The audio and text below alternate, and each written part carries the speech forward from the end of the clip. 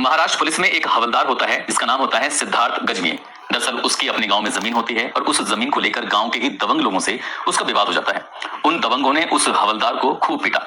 जब हवलदार थोड़ा परेशान हो जाता है तब अपने दोस्त जो पड़ोसी गांव में रहता है जिसका नाम होता है भैया लाल बहुत मांगे, उसके पास जाता है। उससे कहता है कि मैं क्या करूं, मुझे समझ में नहीं आता, क्योंकि वो गांव के दबंग लोग हैं, ऊंची जाति के लोग हैं। दरअसल सिद्धार्थ दलित बिरादरी से बिलोंग करता था। जब अपने दोस्त से बातचीत करता है भैया लाल से, तो भैया लाल कहता है कि चलो थाने चलते हैं और मैं इस बात की गवाही दूंगा, क्योंकि उसके सामने ही तो झगड़ा हुआ था।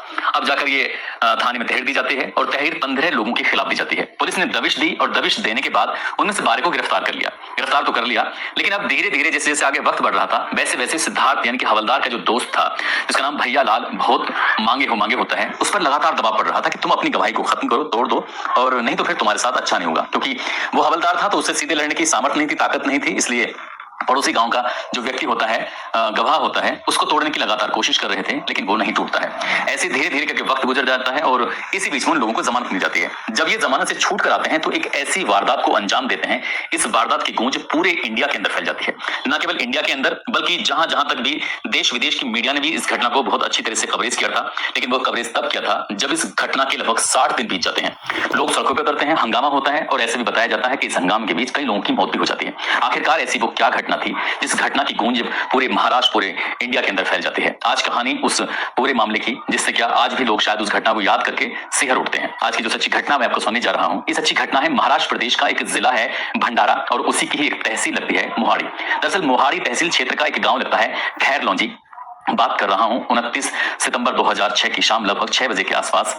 पड़ोसी गांव से कुछ लोग ट्रैक्टर ट्रॉलियों में भरकर सीधा इसमें खैरलांजी में जाते हैं और खैरलांजी में जब आ रहे थे तो उनके हाथ में लाठी, डंडे और साथ में चैन, रोड, इस तरह के कुछ हथियार लेके वो आए थे। और जब आ रहे थे तो वो शोर मचा रहे थे और नाम लेके एक व्यक्ति का उसको कह रहे थे कि आज उसको ही देखना है। जैसे ही उसके घर के करीब पहुंचते हैं तो उससे पहले ही खबर पहुंच जाती है कि बड़ी संख्या में कुछ लोग तुम्हारे घर की तरफ आ रहे हैं।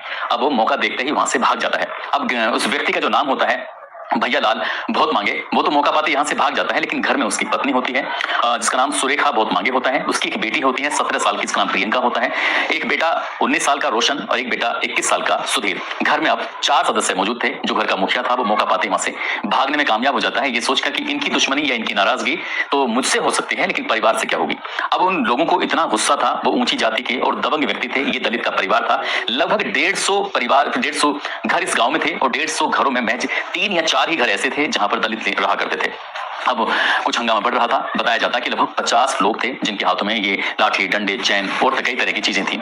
यहाँ पर आने के बाद सबसे पहले आवाज लगाई जाती है कि ये भैया लाल यहाँ पर है कि नहीं है, लेकिन वो सुरेखा घर से बाहर निकलती है। जैसे ही सुरेखा घर से बाहर निकलती है वो मना करती है कि यहाँ तो वो नहीं है, क्या बात है, क्या काम है। क्योंकि लोगों में गुस्सा था, उस महिला को पकड़ते हैं और कुछ लोग घर के अंदर घुस जाते हैं। अब अंदर घुसने के बाद उसकी बेटी और 2 बेटे होते हैं। उन चारों को ये अब बाहर निकालने के बाद सबसे पहले तो उनको पीटा जाता है। पीटने के बाद उनके तन से एक एक कपड़े को जुदा कर दिया जाता है, यानी कि बिल्कुल निवस्त्र हो जाते हैं, नंगे हो जाते हैं। अब उन चारों को पकड़कर जिस तरह से भी वहां से लेके जा सकते थे पीट रहे थे और पीटते पीटते पूरे गांव के चक्कर लगाए जाते हैं। यानी कि माँ और बेटी बिल्कुल निवस्त्र होती हैं और दोनों जो बेटे होते हैं वो भी नग्न अवस्था में थे।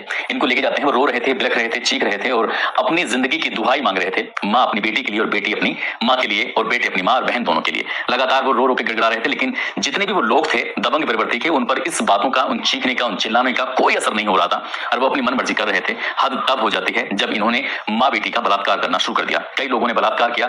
उनके हाथों में डंडे थे, कई ऐसे भी थे जिनके हाथ में रोड भी थी, जैसे कि दरिंदगी निर्भया के साथ दिल्ली में होती है। ऐसी ही घटना पर उन्होंने अंजाम दिया। उसके प्राइवेट पार्ट्स में भी लाठी डंडे डाल दिए गए थे, ऐसा बताया जाता है। और इन्होंने उन लोगों को तब तक प्रताड़ित किया लगभग 3-4 घंटे तक, जब तक कि उनकी मौत नहीं हो जाती है। चारों के चारों वहीं मौके पर ऑन द स्पॉट मर जाते हैं। मरने के बाद वो आराम से यहाँ से 2-3 घंटे के बाद उनकी लाशों को लेकर गांव के पास में एक नहर होती है, उस नहर में इन लाशों को आराम से फेंक के चले जाते हैं।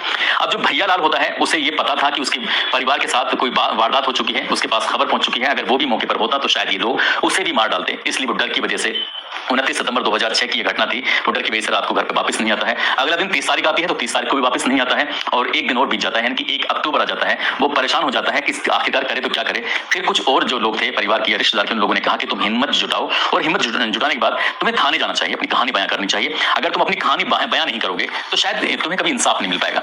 अब इतना परेशान वो हो जाता है, आखिरकार करे तो क्या करे। जो लाशें थी वो चारों की लाशें नहर में पड़ी हुई थी। वहां किसी की जाने की हिम्मत नहीं थी कि वहां पर जाकर उन लाशों को निकाल सके या फिर पुलिस को इन्फॉर्मेशन दे सके कि तुम्हारे क्षेत्र में इस तरह की घटना हुई है। और जब इतनी बड़ी घटना हो जाती है, भैया लाल आखिरकार हिम्मत जुटाकर थाने पहुंच जाता है। थाने से पुलिस आती है और उन लाशों को ढूंढा जाता है। पहले दिन माँ की लाश तो मिल जाती है, लेकिन बेटी की लाश नहर से नहीं मिलती है और उसके बाद फिर उसे पोस्टमार्टम के लिए भेजा जाता है। बच्चों की लाश मिल जाती है, लेकिन एक दिन और बीत जाता है, यानी कि 2 अक्टूबर को लाश मिलती है। उसके बाद पोस्टमार्टम कराया जाता है और पोस्टमार्टम कराने के बाद इसमें यह बताया जाता है कि ऐसा छल किया जाता है कि इतनी बड़ी वारदात होने के बावजूद भी यहाँ पर यह मामला बलात्कार का बिल्कुल भी नहीं पाया जाता, यानी कि डॉक्टर की रिपोर्ट आती है कि इनके साथ कुछ हुआ ही नहीं है।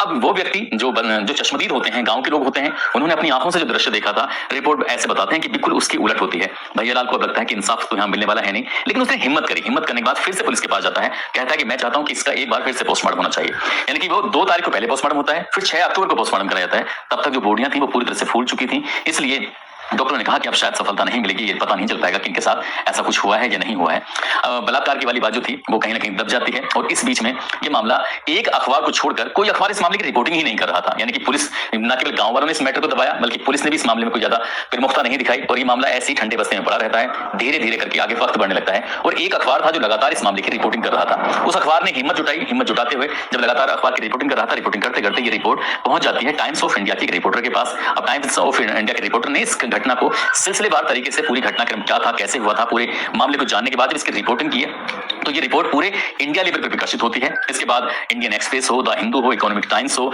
जो तमाम अंग्रेजी अखबार होते हैं, इन अंग्रेजी अखबारों ने इस खबर को बड़ी प्रमुखता से प्रकाशित करना शुरू किया। यानी कि दिसंबर का महीना जाता है, शायद 1 या 2 दिसंबर से जब रिपोर्टिंग होना शुरू होती है, तब जाकर इलेक्ट्रॉनिक मीडिया की आंखें खुलती हैं, तब जाकर सरकार की आंखें खुलती हैं, तब जाकर फिर मामला दिल्ली तक पहुंचता है और फिर पूरे देश भर में हंगामा सा खड़ा होता है, क्योंकि दलितों को ऐसा लग रहा था कि इनके साथ बहुत ज्यादा जुल्म हुई है, जाती हुई है। अब चाहे पुणे हो, मुंबई हो, नागपुर हो या महाराष्ट्र के अलग अलग शहर हो, बड़ी बड़ी संख्या में लोग इकट्ठे हो रहे थे और धरना प्रदर्शन शुरू हो जाता है। अब पुलिस पर कहीं ना कहीं दबाव पड़ रहा था, मुख्यमंत्री पर दबाव पड़ रहा था। उन दोनों मुख्यमंत्री हुआ करते थे विलासराव देशमुख और गृह मंत्री थे आर पाटिल। ऐसा बताया जाता है कि आर पाटिल ने इस घटना को 2 जाति समूह की ना बताकर उन्होंने कहा कि नक्सलियों ने इस दलित परिवार पर हमला कर दिया है, और जबकि ऊंची जाति के लोगों ने हमला किया था, ऐसा दावा किया जा रहा था। इस बात को लेकर और भी ज्यादा बवाल मच जाता है। जब बवाल मचा तब जाकर गृह मंत्री को अपनी बात को पीछे करना पड़ा और मुख्यमंत्री ने इस मामले की निष्पक्ष जांच कराने के लिए सीबीआई को जांच सौंपी। अब सीबीआई कैसे जांच करती है, इस बात का तो सहज अंदाजा लगाया जा सकता है कि सीबीआई कई बार ऐसा होता है कि सरकार के फेवर में भी कई बार चली जाती है, ऐसा बताया जाता है। इसलिए इस मामले की जांच पड़ताल होती है और जांच पड़ताल होने के बाद लगभग 36 लोगों को हिरासत में लिया जाता है और 36 लोगों की हिरासत में लेने के बाद उनसे पूछताछ की जाती है। गांव के अलग अलग लोगों से पूछताछ की जा रही थी। पुलिस ने जब इसमें पड़ताल करना शुरू किया है तो उसमें 11 लोगों के खिलाफ अदालत में चार्जशीट दाखिल कर दी जाती है। 11 लोगों में होते हैं गोपाल, सकरू, शत्रुघ्न, विश्वनाथ, प्रभाकर, जगदीश, रामू, शिशुपाल, महिपाल, पुरुषोत्तम, धर्मपाल। इन लोगों को दोषी बनाया जाता है, इनके खिलाफ चार्जशीट दी जाती है और चार्जशीट जब ये मामला फास्ट ट्रैक कोर्ट में चलाया जाता है और वो फास्ट ट्रैक कोर्ट में चलाने के बाद कोशिश ये थी कि कम से कम समय में इन आरोपियों को सजा मिल सके। अब वो दिन भी, वो तारीख भी आती है 24 सितंबर 2008 का वाकया है। निचली अदालत में जो फास्ट ट्रैक कोर्ट में मामला पहुंचता है तो उन्होंने इस मामले में जो आरोपी होते हैं उन 11 आरोपियों में से 3 को बाइज्जत बरी कर देते हैं। कहते हैं कि इनके खिलाफ कोई सबूत नहीं मिले, इसलिए महिपाल, पुरुषोत्तम और धर्मपाल, इनको तो वो छोड़ देते हैं। बाकी जो 8 लोग थे इनको दोषी माना जाता है और 8 में से जो 2 होते हैं इनको 25 साल की कड़ी मशक्कत, उनको सजा सुनाई जाती है कि आप जेल में रहेंगे, कठोर दंड की सजा सुनाई जाती है। 25 साल तक आपको सलाखों के पीछे रहना पड़ेगा और आपको काम भी करना पड़ेगा। साथ ही जो 6 लोग होते हैं उन 6 लोगों को फांसी की सजा का हुक्म दिया जाता है कि इन्हें फांसी के फंदे पर तब तक लटका के रखा जाए जब तक इनके प्राण न निकल जाए।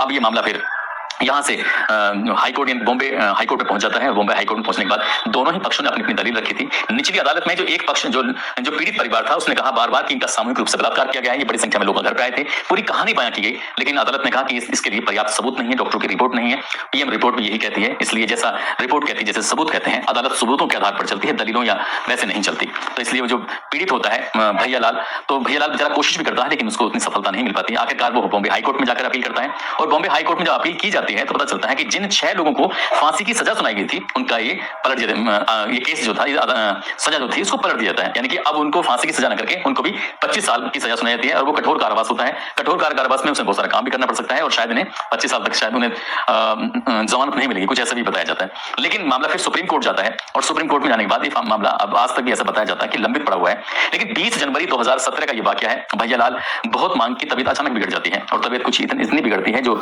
जिले का हॉस्पिटल होता है भंडारा जिले का, वहां पर उनको एडमिट कराया जाता है तो तभी ज्यादा बिगड़ जाती है। डॉक्टर कहते हैं कि भाई इनको यहाँ से हायर मेडिकल सेंटर यानी कि नागपुर रेफर कर दिया जाता है। नागपुर में इनको जो रेफर किया जाता है मुश्किल से आधे पौन घंटे के बाद, यानी कि 3:40 के आसपास उस व्यक्ति की दिल का दौरा पड़ने से मौत हो जाती है, उसे बचा नहीं पाते। वो व्यक्ति इंसाफ के लिए दर दर भटकता रहता है और अपने जीते जी उन आरोपियों को वो पूरी तरह से सजा भी नहीं दिलवा पाया था। और उससे पहले ही जो इस घटना का एकमात्र चश्मदीद गवाह बना था, हालांकि गांव के सभी लोगों ने इस घटना को देखा था, लेकिन शायद बताया यह जाता है कि किसी भी व्यक्ति ने इस घटना को लेकर किसी ने गवाही नहीं दी थी, जबकि माँ बेटी और दोनों बेटों को पूरे गांव में निवस्त्र करके ऐसे ही घुमाया जाता है। आखिरकार इस घटना को लेकर कई तरह की बातें भी कही जाती हैं कि जो सिद्धार्थ जिसकी वजह से घटना हुई थी, जिसकी वजह से भैया लाल बहुत मांगे जो गवाह बना था, जो पड़ोसी गांव का दोस्त होता है, हवलदार होता है, उसका हवलदार का इसकी वाइफ के साथ अफेयर था। इस तरह की कुछ बातें भी चल रही थी कि वो उसको लाभ पहुंचाया करता था, ये कुछ और मामला था।